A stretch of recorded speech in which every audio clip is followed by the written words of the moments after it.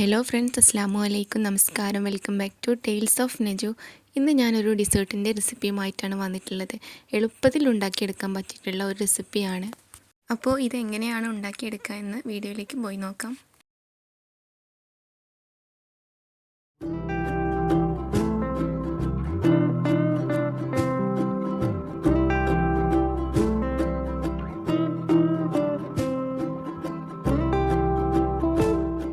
ഇതിന് വേണ്ടിയിട്ട് ആദ്യം തന്നെ കസ്റ്റേർഡ് പൗഡറാണ് എടുത്തിട്ടുള്ളത്. ഇത് വാനില ഫ്ലേവറിലുള്ള കസ്റ്റേർഡ് പൗഡറാണ്. പിന്നെ ഞാൻ ഇതിലേക്ക് എടുത്തിട്ടുള്ളത് 500 ml മിൽക്കാണ്.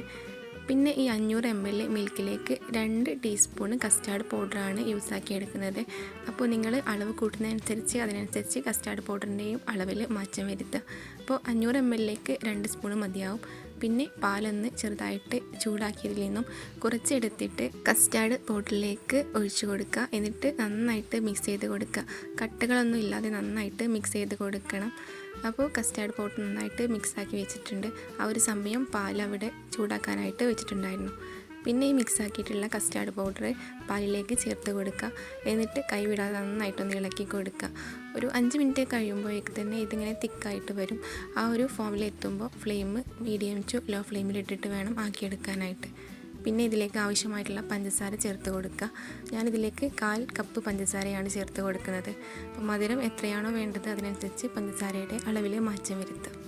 പിന്നെ ഇത് വാനില ഫ്ലേവറിലുള്ള കസ്റ്റേർഡ് പൗഡർ ആയത് കാരണം പിന്നെ ഒരു വാനില എസൻസ് ഞാൻ ചേർത്ത് കൊടുക്കുന്നില്ല. വേണം എന്നുള്ളവർ വാനില എസൻസ് കുറച്ചൊന്ന് ചേർത്ത് കൊടുത്താൽ മതിയാവും.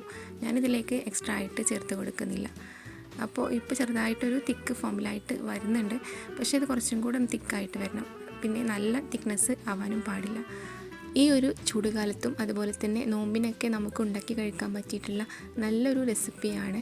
പിന്നെ വിശപ്പും അതുപോലെ തന്നെ ദാഹമൊക്കെ പെട്ടെന്ന് മാറിക്കിട്ടും. അപ്പോൾ ഇതാ ചെറുതായിട്ട് തിക്കായി വന്നിട്ടുണ്ട്. അപ്പോൾ ഇത് ചൂടാറി കഴിയുന്ന സമയത്ത് കുറച്ചും കൂടെ ഒരു തിക്നെസ്സിലാവും. അപ്പോൾ ഈ ഒരു സമയമാകുമ്പോൾ നമുക്ക് ഫ്ലെയിം ഓഫാക്കി എടുക്കാം.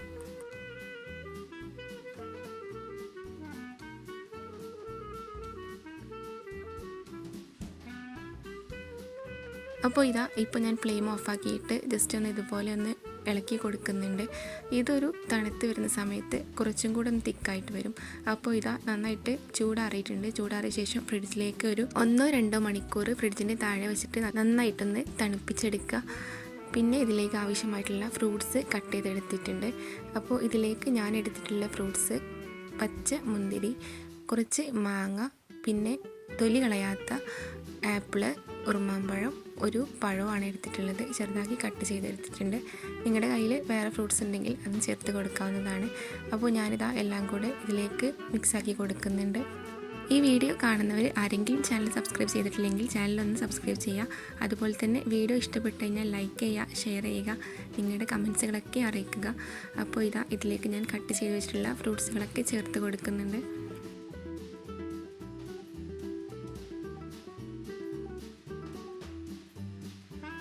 ഇനി ഇത് എല്ലാം കൂടെ നന്നായിട്ട് മിക്സാക്കി കൊടുക്കുക. പിന്നെ മിക്സാക്കിയ ശേഷം കുറച്ച് നേരം കൂടെ ഒന്ന് തണുപ്പിച്ചിട്ട് കഴിക്കാവുന്നതാണ്. അപ്പോൾ കുറച്ചും കൂടെ തിക്കായിട്ട് വരും. പിന്നെ ഇതിലേക്ക് ഞാൻ ചേർത്ത് കൊടുക്കുന്നത് ഐസ്ക്രീമാണ്. വാനിലയുടെ ഐസ്ക്രീം ചേർത്ത് കൊടുക്കുന്നുണ്ട്.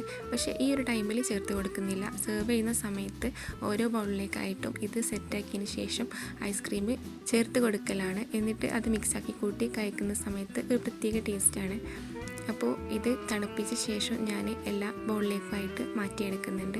ഐസ്ക്രീം ചേർത്ത് കൊടുത്തിട്ടുണ്ട്. ഇതുപോലെ മിക്സാക്കിയിട്ട് കഴിക്കുക.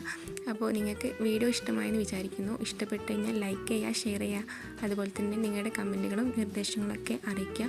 അപ്പോൾ ഇൻഷാ അല്ലാഹ് മറ്റൊരു വീഡിയോ ആയിട്ട് വീണ്ടും വരാം. അതുവരേക്കും ബൈ. Thanks for watching.